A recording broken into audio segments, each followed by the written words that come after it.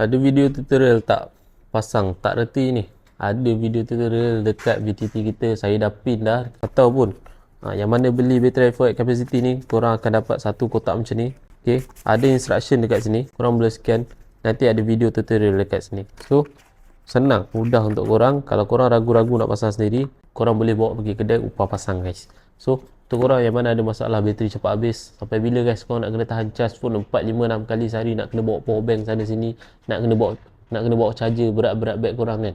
Grab battery for capacity yang mana kapasiti mal lebih besar daripada ori. Bateri pun dapat tahan lebih lama. Untuk iPhone 12 kat atas special, korang boleh diagnose akan net use. Tak ada keluar 04 guys, tak ada keluar verified part. Okay, battery health pun ada untuk semua model. Korang just PMP je, terus naik 100% battery health.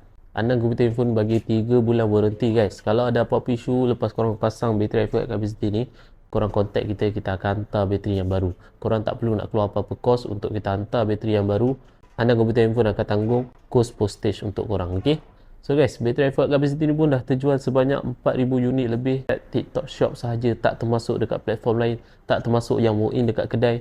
Kalau korang nak walk-in kedai pun boleh guys, lagi mudah, lagi cepat. Okay, so korang tunggu apa lagi? Pergi Grab sekarang, ada free shipping, ada discount. Korang terus check out. Ciao.